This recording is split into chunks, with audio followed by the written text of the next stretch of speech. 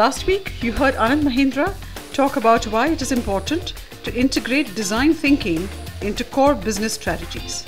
Now, hear him speak as the president of the recently formed India Design Council and its vision for emerging India. Anand, what is really inspirational is that you have actually, become the president of the recently formed India Design Council. And I know I'm a part of it, and I have seen you interact with the team, and really very impressed with the kind of astute understanding and insights you bring into the various things that we do in the council. But I'd really like you to talk a little bit about the agenda, the vision of the council. Sure. Yeah. I was invited to head this council by the then Minister of Commerce, and he made me. What was that line from The Godfather? He made me an offer I couldn't refuse because he knew my penchant for design. He knew that it was part of my education. And he just wagged a finger at me and said, I know you won't say no to this. And he was right. I find it a breath of fresh air to be able to perform this role in the middle of other very conventional and traditional tasks that I have to do in running a multi-business group, which is largely into manufacturing. So it's wonderful for me personally to keep a connect with your world, Preeti, and your tribe, if you will. But more important, I think we do have a very, very transcending mission for this council. The idea is to make sure that industry is design enabled. Now, what does that mean? That has some very, very humble aspects to it. That can we add value to a craftsperson's design, and can we make it sensible and intelligible to not just Indian consumers but to global consumers, so as to add value. So that's a very mercenary goal, if you will, harking back to something I said very early on, that design can add value to the return of any business person. Now, there's a little bit of a conundrum here, because can we be so arrogant as to say that we can go in and teach a craftsperson how to integrate design? And this is going to be a constant issue, let's say, that you and I and the rest of the Design Council will face. There will be people and detractors who will say, who are you to try and infuse design? What our job, therefore, and our answer to such people is to say, what we have to ensure as custodians of the 2007 National Design Policy is to ensure that nothing comes in between the natural expression and the natural creativity and talent of our craftspeople in bringing out such design.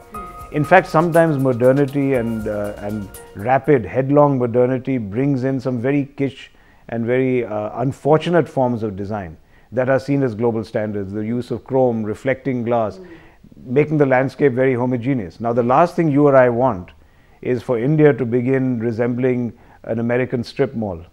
We don't want to look like a highway in Nevada on the way to Las Vegas, where everything looks the same. And that is a distinct possibility. I've been to places in Europe that are beginning to almost converge to this universal lowest common denominator of design.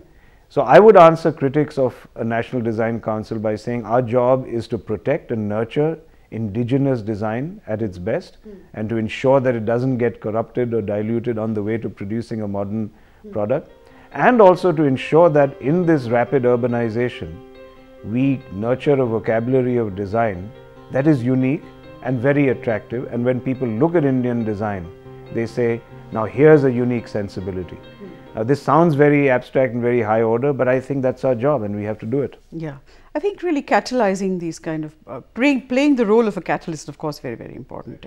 And I think creating bridges, linking people who are, skill-based to people who can then navigate them into a new age. Creating a community who can then come together to take this kind of design skill to a place which is Indian, yet it relates to a new age India. That's very well put, yes. I think that is, of course, very important. And I think academia, education, instilling design sensibilities at the level of school, I think is very, very important. Not only colleges, which of course we are seeing lots and lots of design colleges mushrooming everywhere, but I would say even that's very important, isn't it? I agree.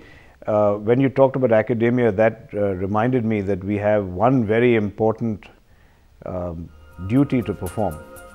And that is that while we are fulfilling our mission of trying to preserve and nurture and encourage a design sensibility, all of this will mean nothing if young people don't see a career in design as being rewarding.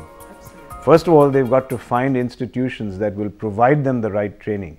They've got to see the government of India and the private sector allocate resources to education and design. So they have to have channels that they can enter in which to improve or learn design skills. And then they must see industry as prizing these skills in a way, in other words, simply put, providing jobs to designers.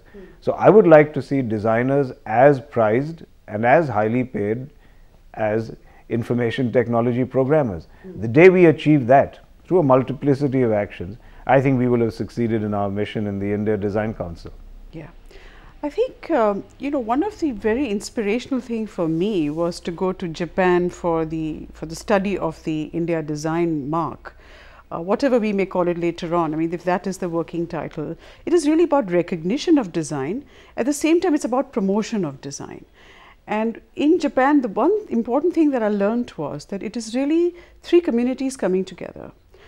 The government, because without that support, it is really very difficult to take this kind of a movement nationwide. Of course, businesses, because they are the ones who are actually going to give the kind of steam to this locomotive which we would like it to. And the Indian design community itself, who needs to be nurtured, groomed, and continuously wanting to learn to add new skill sets to address the needs of the nation, of the business community as well. So I think that kind of tripartite partnership is very, very crucial to this design to become a movement. I agree with you, and I'm very grateful that you took the time and trouble to go on that delegation, and I was delighted when your team presented its report, what was it, just about a week or so ago, and the commitment from the Japanese was enviable. In fact, I do hope, like you said, that our government continues to support design, continues to understand how important the India Design Council can be, and I hope you will continue to come to participate in these and help spread the good message. Happy to, Anand.